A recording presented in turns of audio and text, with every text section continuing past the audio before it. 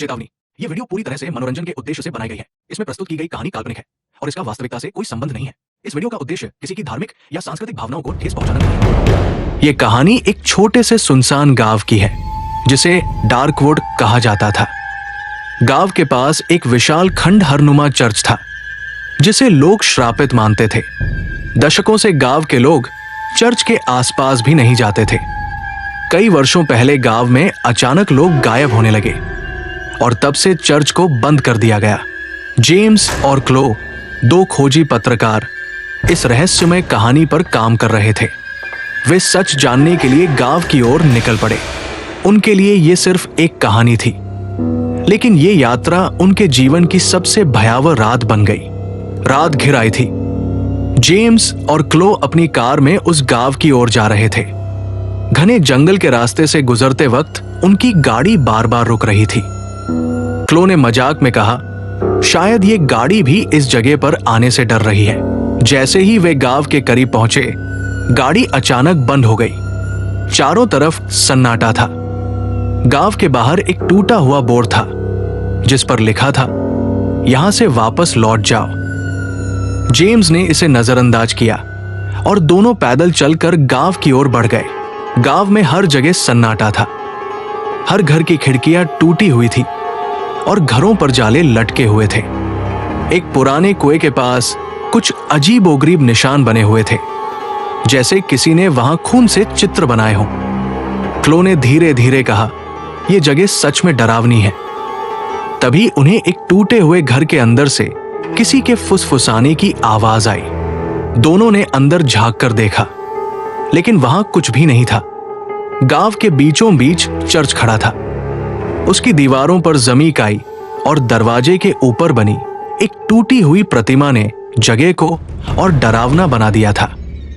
Church के दरवाजे पर बड़ी बड़ी जंजीरें लगी हुई थी, लेकिन जैसे ही जेम्स ने दरवाजा छुआ, जंजीरें अपने आप गिर गई और दरवाजा धीरे धीरे खुल गया। चर्च के अंदर अंधेरा था। उनकी टॉर्च की रोशनी में दीवारों पर बने अजीब चित्र चमकने लगे। इन चित्रों में लोगों को किसी बलि की वेदी पर चढ़ाते हुए दिखाया गया था। चर्च के बीचों बीच एक बड़ा सा पत्थर का ताबूत रखा हुआ था। जैसे ही जेम्स और क्लो ताबूत के पास पहुंचे, एक गहरी आवाज गूंजने लगी।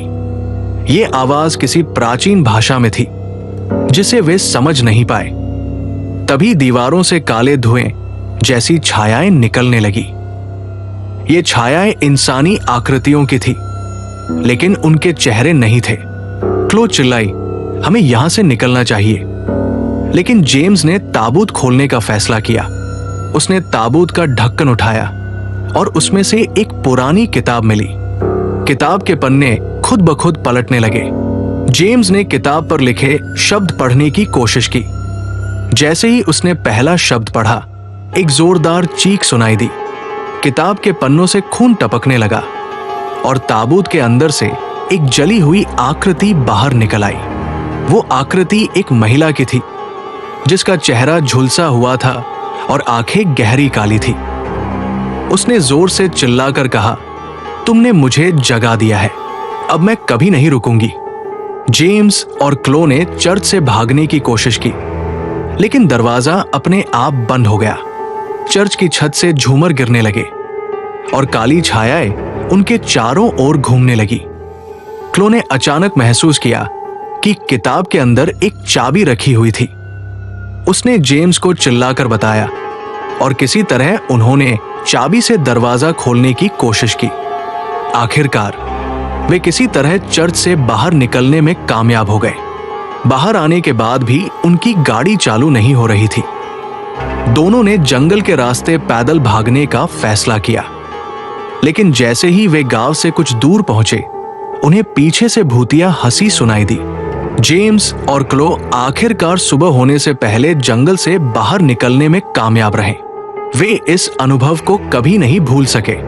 जब उन्होंने वापस जाकर गांव और चर्च के बारे में रिपोर्ट तैयार करनी चाहिए, तो उन्हें उस जगह का कोई रिकॉर्ड नहीं मिला। उस दिन के बाद जेम्स ने पत्रकारिता छोड़ दी और क्लो ने अपने अनुभव को लिखकर लोगों को ऐसी जगहों से दूर रहने की चेतावनी दी। ये कहानी हमें याद दिलाती है कि हर जगह के पीछे एक रहस्य होता है, लेकिन कुछ रहस्यों को छेड़ना हमारी जिंदगी पर भारी पड़ सकता है। अगर वीडियो अच्छी लगी हो तो वीडियो को लाइक करें और शेयर करें। ऐसी ही और वीडियो देखने के लिए हमारे चैनल भूतिया किस्से को सब्सक्राइब करना ना भूलें। धन्यवाद।